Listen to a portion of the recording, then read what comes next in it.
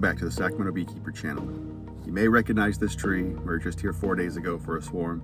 The parent colony is in the column next to the front house. I'll show you what we're dealing with. Morning. Well, there should be a lot less activity in that column. There's a lot. After get a video of the top and see what the top looks like.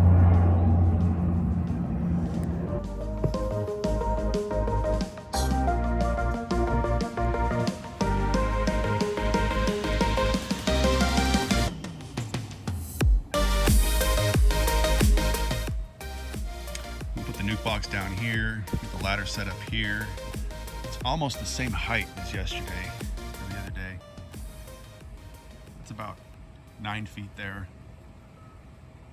So they're just starting to wake up. I wanted to give them a little bit longer because they're not too happy in the morning when they're disturbed. And it's a little bit cloudy. So I'm hoping for a little bit more sunshine. Get some more sun on these girls, get them more in the mood of waking up. So a lot of times in the morning, the bees are real flighty. They don't like leaving that cluster location. So when we use a bucket, I'll just put a couple pieces of comb in here. When you're making a throne, you secure them into the sides, and it's a passive operation. There's a little bit more dynamic procedure. Dropping the bees in this bucket with the comb in there, that will keep the bees from flying out of the bucket immediately. And then we can start getting them over into the nuke box. So we've got 5 frames, plastic, no drawn comb on there. They were used a couple years ago. They've just been sitting in the barn waiting for today. So same thing as yesterday. Get the bees into the bucket, pull out the comb pieces, look for the queen. Get the lid on, the last frame in, spread them out, let them march, see if we can find a queen. There might be more than one queen. The cavity that they came from is fairly large.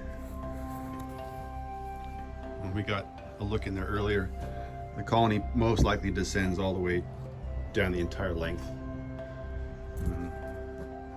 The interior of the cavity is 1 brick thick, so it's about, just call it 12 inches. So there's a square foot of space in there. And in the middle of that space is a 4x4 block. So the bees got quite a bit amount of space to work with. You can see the bees on the sun side moving a little bit. That's what we want to see. They just got a whiff of my CO2. You see them ruffling up there. The backside's still a little bit dark. So seeing that, and you also see a little cluster down here. You know, seeing they're a little defensive with the breath, we're going to go ahead and get our suit and the gloves today for this one. Shaky, shaky.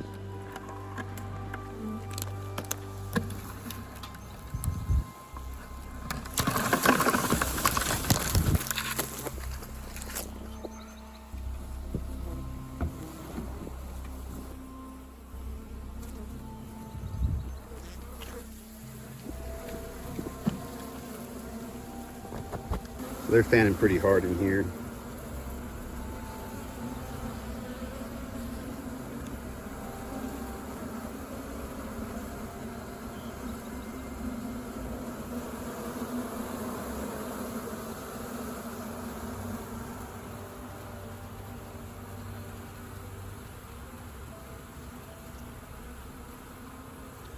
Having a little bit of comb in there like this, something I like to do, because it also spreads out the bees a little bit. So the more surface area you can spread those bees out, the more they're going to be worried about trying to stay warm, and the easier it is going to be for you to locate the queen. So we've got our 5 frames in, we've got our comb out, and we've got our bucket of bees.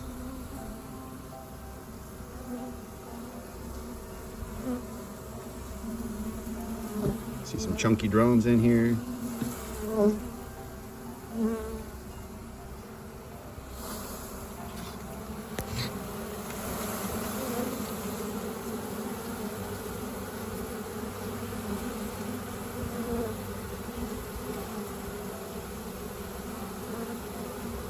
we're going to get some of these bees into a box.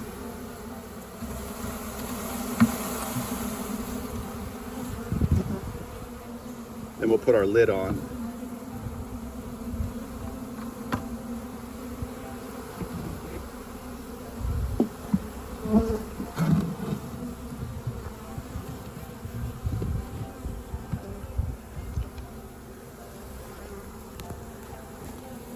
So now we've got the only opening is going to be the entrance of this nuke box. Lid's on, plugs in. Get this dirty comb out of the way. I don't want them to orient on this anymore. And let's see if we can find our queen.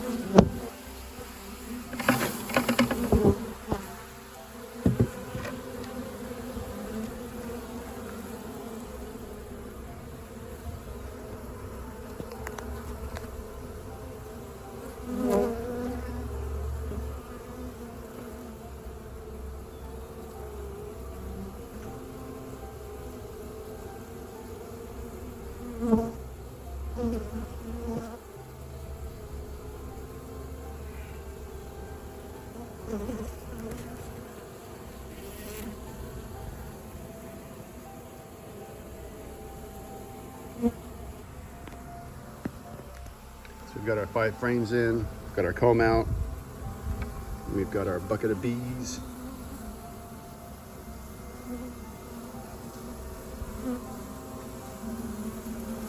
See some chunky drones in here.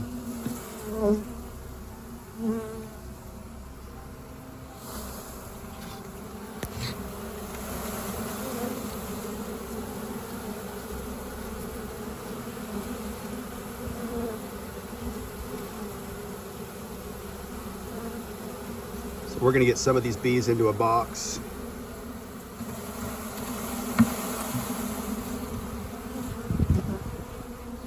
Then we'll put our lid on.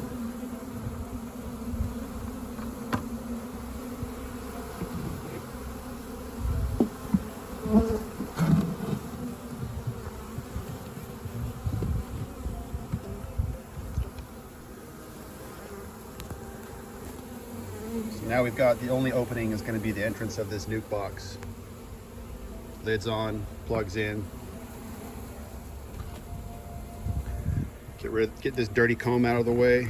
I don't want them to orient on this anymore. And let's see if we can find our queen.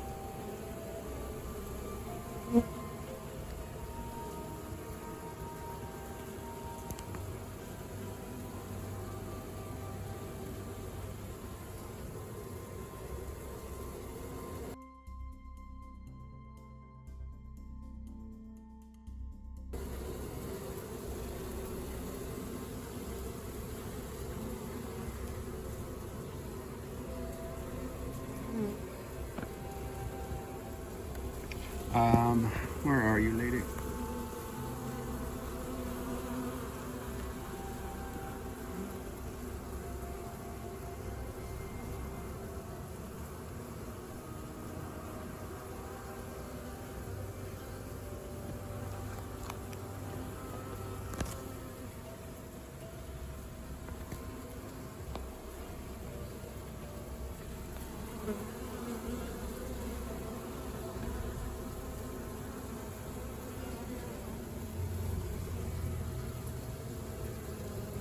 Let me know in the comments if anybody sees her. Because I do not. There's some good fanning going on.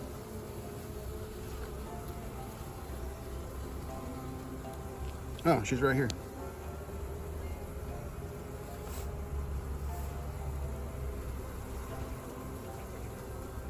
Right here.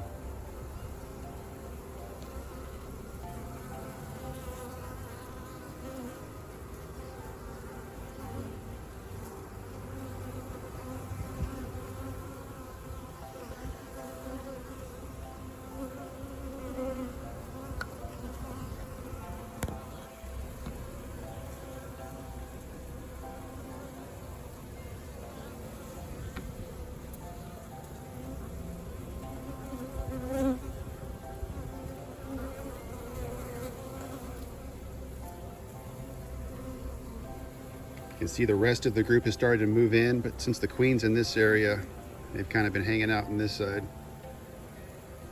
She usually doesn't get the message until a little bit later where the box is.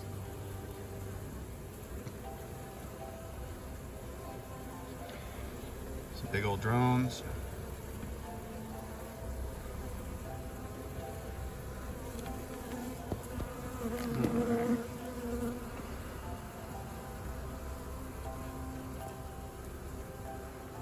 She's right under here.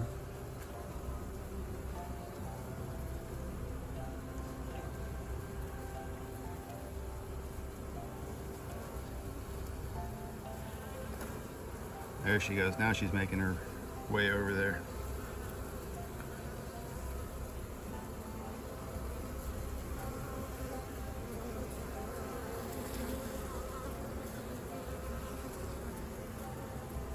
Pretty good looking queen.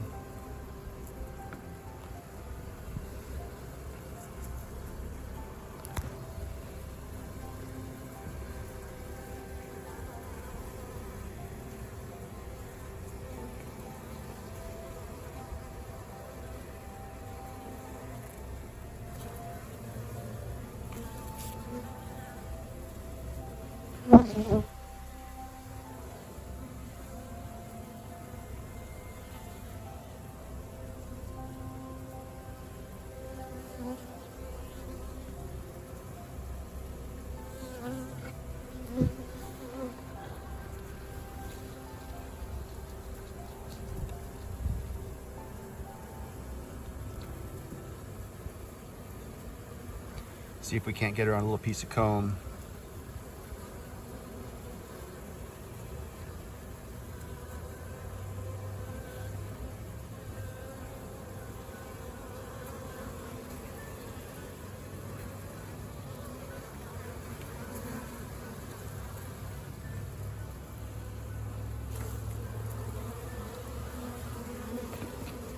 She's just stubborn. She's walking around in circles.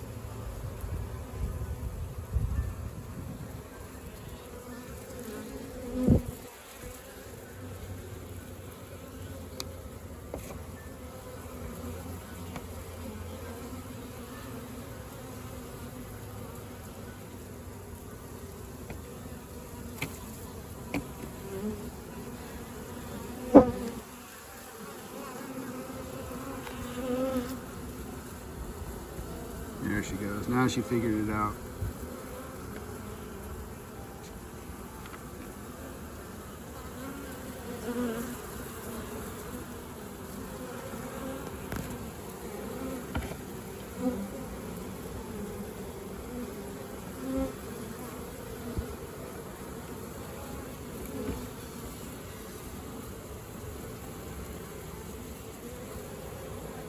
There she goes.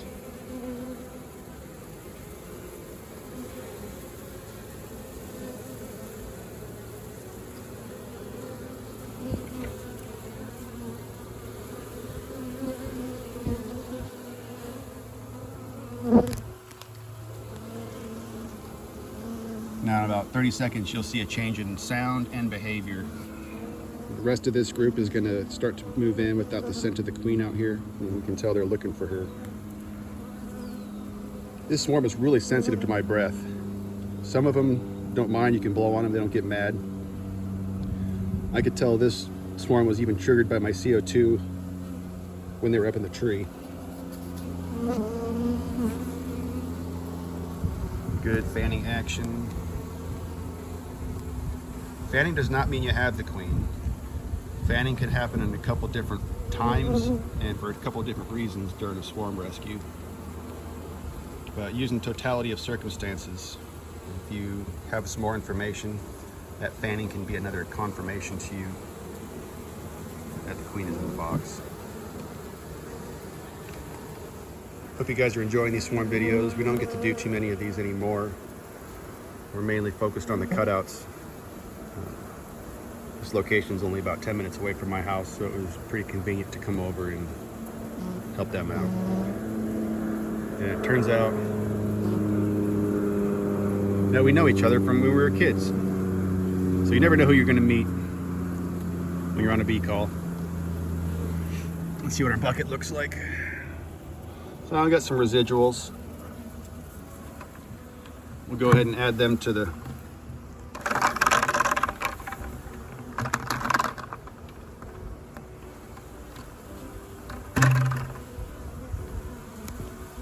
They'll figure it out.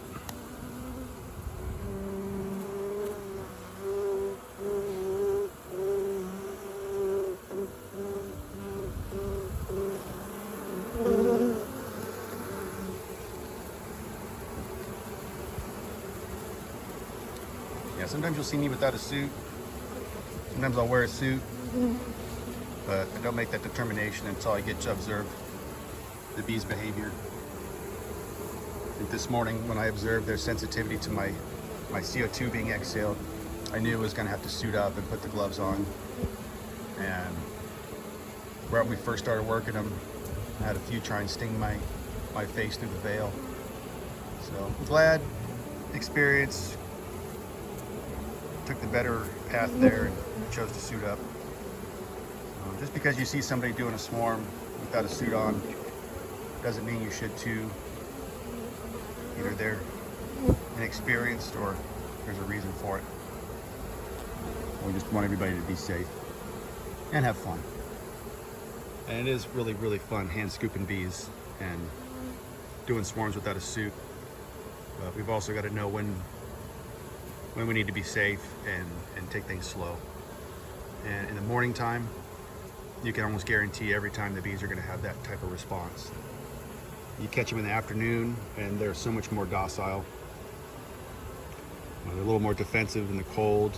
I think they know they can't really defend themselves. They can't move and fly as well as they can when it's warm. So they're more prone to just hit the nuclear button in the morning as opposed to in the afternoon. And just in the last couple minutes, I can feel the sun warming up. Here's that sound change I'm talking about. Listen to that.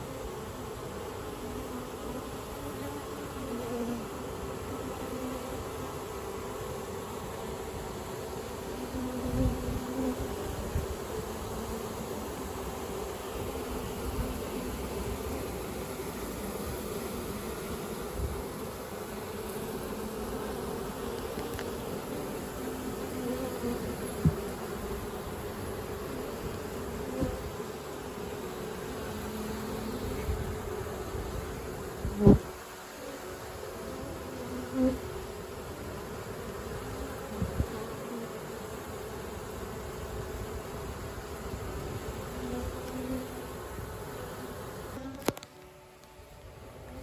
about do it for this one. We'll be back in the morning to close these girls up and move them on to their new home. Thanks for watching.